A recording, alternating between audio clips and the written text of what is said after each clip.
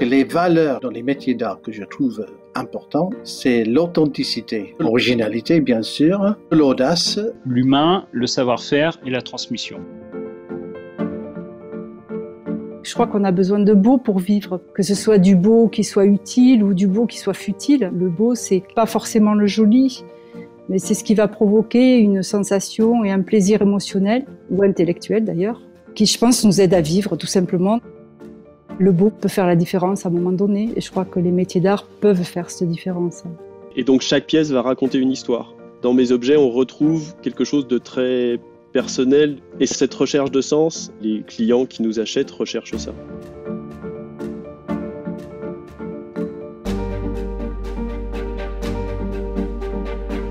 L'argent, pour moi, c'est un peu de certitude dans l'année à venir, qu'on puisse programmer avec confiance nos manifestations.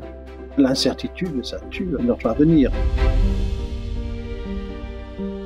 Les besoins urgents, ce serait de vraiment identifier et de rendre visibles tous nos ateliers d'art en créant une cartographie des métiers d'art en France.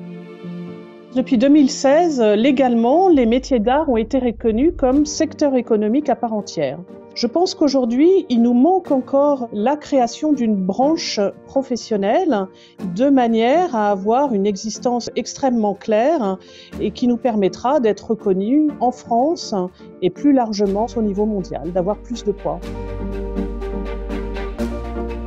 Mon objectif pour 2021, c'est de développer aussi mon offre sur le web. Et je me rends compte qu'il va falloir passer par là. Entre une boutique en ligne sur mon site, une marketplace ou m'associer avec une galerie qui a déjà une présence en ligne, ça génère pas le chiffre d'affaires d'un salon, mais ça permet de survivre. Puis probablement de toucher aussi une autre clientèle qui se déplace pas sur des salons, qui est juste trop loin. Les réseaux sociaux peuvent pas se substituer aux galeries, aux salons. Je pense qu'on a besoin de ce lien, de se parler. Un collectionneur a besoin de rencontrer le créateur, il a besoin de voir la matière, il a besoin de toucher. Maintenant, de manière très concrète et très pragmatique, on voit bien que ça va pas être possible dans l'immédiat. Cette notion de rencontre entre le public, les créateurs, les acheteurs, les collectionneurs, elle passe aussi par cette forme virtuelle.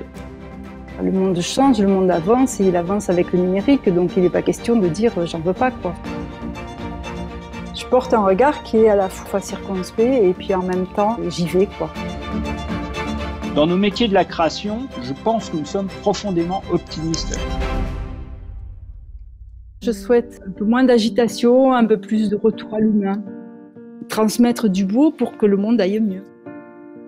Qu'on retrouve le contact entre les clients et les créateurs, qu'on retrouve juste le plaisir de prendre une pièce et de la mettre dans les mains d'un client pour lui faire toucher. Parce que les métiers d'art, c'est un contact avec la matière.